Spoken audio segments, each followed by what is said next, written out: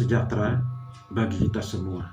Bapak Ibu Saudara yang terkasih dalam Tuhan, kembali kita berjumpa dalam program Night Call GPB bersama saya, Pendeta Daniel Yohanes Christian Lumentut. Saudara-saudara, mari kita bersama berdoa sebelum kita membaca dan merenungkan firman Tuhan. Mari berdoa. Ya Tuhan, diamkanlah semua suara dalam hati kami, kecuali suara Tuhan, agar kami dapat mendengar dan melaksanakan firman-Mu dengan pimpinan dan bimbingan Roh Kudus. Di dalam nama Tuhan Yesus Kristus, firman yang hidup, kami berdoa. Amin.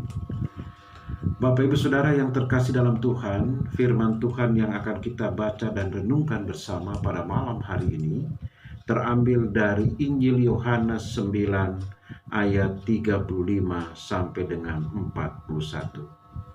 Injil Yohanes pasal 9 ayat 35 sampai 41 yang menyatakan, Yesus mendengar bahwa ia telah diusir keluar oleh mereka. Kemudian ia bertemu dengan dia dan berkata, "Percayakah engkau kepada Anak Manusia?" Jawabnya, "Siapakah dia Tuhan, supaya aku percaya kepadanya?" Kata Yesus kepadanya, "Engkau bukan saja melihat dia, tetapi dia yang sedang berkata-kata dengan engkau, dialah itu." Katanya, "Aku percaya Tuhan." Lalu ia sujud menyembahnya. Kata Yesus, "Aku datang ke dalam dunia untuk menghakimi supaya barang siapa yang tidak melihat dapat melihat, dan supaya barang siapa yang dapat melihat menjadi buta." Kata-kata itu didengar oleh beberapa orang Farisi yang berada di situ, dan mereka berkata kepadanya, "Apakah itu berarti bahwa kami juga buta?" Jawab Yesus kepada mereka, "Sekiranya kamu buta, kamu tidak berdosa, tetapi karena kamu berkata, 'Kami melihat,' maka tetaplah dosamu." Demikianlah firman Tuhan. Yang berbahagia adalah mereka yang mendengarkan firman Allah dan memeliharanya dalam kehidupannya sehari-hari. Bapak Ibu Saudara yang terkasih dalam Tuhan Yesus Kristus, perikop bacaan kita hari ini sesungguhnya merupakan kelanjutan dari ayat-ayat sebelumnya, di mana di dalam ayat-ayat sebelumnya itu diceritakan tentang penyembuhan seorang yang buta sejak lahir, dan orang buta yang telah disembuhkan oleh Yesus ternyata bukan hanya mencelikan mata jasmaninya, tetapi Yesus membukakan juga mata rohaninya. Orang buta itu memang sempat diusir keluar atau dikucilkan oleh para pemimpin agama Yahudi akibat keberaniannya bersaksi tentang Yesus yang adalah Mesias. Namun saudara, Yesus mencari orang buta itu. Ketika orang-orang Yahudi mengusir orang buta itu keluar dari bait Allah, Yesus justru menemui dia. Yesus tidak pernah meninggalkan orang-orang yang mau mengikut dia. Pertanyaan dan pengajaran Yesus membukakan mata rohani orang buta itu. Ketika Yesus bertanya kepada orang buta itu, "Percayakah engkau kepada Anak Manusia?" Yohanes 9 ayat yang ke-35b. Lalu orang itu merespon dengan percaya dan sujud menyembah Yesus sebagai Tuhan dan Mesias. Ayat 35 sampai dengan ayat yang ke-38. Sebaliknya kepada orang-orang Farisi, Yesus menyindir mereka sebagai orang buta.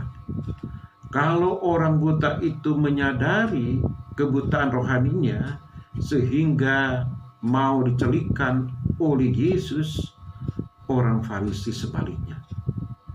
Mereka merasa melek rohani dan merasa bahwa dirinya tidak berdosa, sehingga mereka menolak Yesus. Mereka tidak percaya kepada Yesus yang adalah Mesias. Akibatnya mereka tetap tinggal di dalam kebutaan rohani mereka itu. Saudara, pengetahuan agama dan pengalaman iman tidak serta-merta mencelikan seseorang pada pengenalan sejati akan Yesus. Bahkan sering kedua hal itu menjadikan seseorang itu menjadi sombong rohani. Nah, saudara, melalui perenungan firman Tuhan pada malam hari ini mengajarkan kepada kita bahwa hidup sebagai orang percaya harus menunjukkan hidup yang rendah hati. Hidup sebagai orang percaya hendaknya hidup melakukan apa yang menjadi kehendak Tuhan dalam kehidupan kita. Janganlah kita menunjukkan kesombongan rohani, lalu meremehkan orang lain dan menghakimi mereka sebagai orang yang berdosa. Kita sebagai orang-orang yang telah dikasih oleh Allah, hendaknya kita juga menyatakan kasih itu kepada sesama. Dan hendaknya ketika kita hidup mengaku percaya dan beriman kepada Kristus, maka iman itu juga harus dapat diwujudkan dalam tindakan perbuatan yang baik. Saudara, dalam situasi dan kondisi saat ini di mana semua orang mengalami berbagai macam pergumulan dan kesulitan di dalam kehidupannya, maka hendaknya kita menyatakan kebaikan itu dalam kehidupan beriman kita. Saudara, bukan hanya berpikir dan berbicara tentang kebaikan. Sekalipun berpikir dan berbicara tentang kebaikan juga adalah baik. Namun seringkali kita tidak berusaha dengan sungguh-sungguh agar apa yang kita pikirkan dan apa yang kita bicarakan tentang kebaikan itu bisa benar-benar terwujud. Kebaikan itu tidak mungkin terjadi secara spontan tanpa diusahakan. Dengan kata lain, berpikir yang baik itu positif. Berbicara yang baik itu juga positif. Namun mengusahakan kebaikan itu nilainya melebihi pikiran dan perkataan kita. Sebaliknya, orang yang meremehkan nilai kebaikan atau malah bersikap apatis terhadap kebaikan, maka orang itu tidak akan pernah bertindak yang baik. Disinilah kita harus mengakui bahwa yang dibutuhkan oleh dunia ini bukan hanya orang-orang yang saleh, bukan hanya orang-orang yang dapat menunjukkan kesalehannya, tetapi juga orang-orang yang baik, yang mengerti kebaikan dan mengusahakan kebaikan itu dengan sungguh-sungguh. Firman Tuhan di dalam Filipi pasal 4 ayat yang kelima menyatakan, hendaklah kebaikan hatimu diketahui semua orang, Tuhan sudah dekat. Kiranya melalui kehidupan saudara dan saya, dengan menyatakan kasih dan kebaikan Tuhan bagi sesama, nama Tuhan senantiasa dipuji dan dipermuliakan. Amin. Saudara, marilah kita berdoa. Bapa di dalam Tuhan kami Yesus Kristus, yang senantiasa mengasihi kehidupan kami mengucap syukur kepadamu ya Tuhan. Firman-Mu telah menyapa kami dan mengingatkan kami bagaimana kami harus hidup sebagai orang-orang yang percaya, orang-orang yang telah menerima anugerah keselamatan yang daripada Tuhan. Kiranya dijauhkanlah daripada kehidupan kami hidup yang penuh dengan kesombongan rohani, tetapi kini kami dapat hidup dengan rendah hati dan menyatakan kebaikan itu bagi semua orang. Sebagaimana Tuhan telah mengasihi kami, kini kami juga dapat mewujudkan kasih itu kepada semua orang yang kami jumpai dalam hidup dan kehidupan keseharian kami. Bapa di sorga, saat ini kami sebagai warga masyarakat, sebagai bangsa dan negara, mengalami keprihatinan hidup.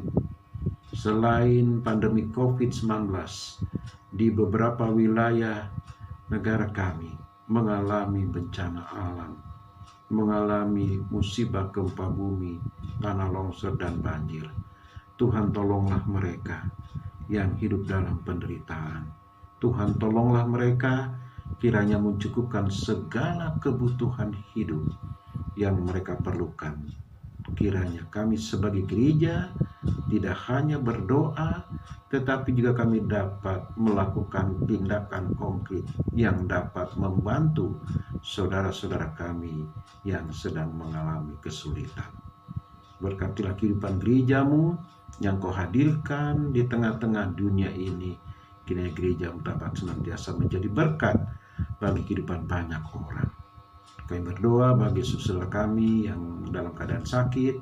Tuhan, tolong mereka, kiranya berikan kesembuhan. Bagi mereka yang ditinggalkan oleh orang-orang yang mereka cintai dan kasihi, Tuhan, berikan kekuatan dan penghiburan bagi mereka. Kami juga berdoa untuk tim medis, dokter maupun perawat di rumah sakit. Tuhan, kiranya memampukan mereka agar mereka dapat melaksanakan tugasnya dengan baik. Dan kami sebagai warga masyarakat tetap dapat menjaga protokol kesehatan dengan baik. Demikian juga berdoa bagi pemerintah bangsa negara kami, dan berkati para pemimpin kami agar mereka dapat melaksanakan tugasnya dengan sungguh-sungguh dan dengan takut akan Tuhan, lebih mengutamakan kesejahteraan hidup bagi banyak orang. Bapa di sorga, kami menyerahkan keberadaan kehidupan kami secara pribadi, keluarga kami masing-masing, kiranya selalu ada dalam berkat, anugerah, dan kasih Tuhan. Inilah doa ungkapan syukur kami kepadamu, yang kami naikkan dan kami alaskan di dalam nama Tuhan Yesus, Juru Selamat kami yang hidup. Terpujilah nama Tuhan kekal sampai selama-lamanya. Amin. Saudara-saudara yang terkasih dalam Tuhan, demikian program Nekol GPB pada hari ini. Kiranya firman Tuhan yang telah kita renungkan bersama itu senantiasa memberkati kehidupan kita. Salam sehat, Tuhan Yesus memberkati.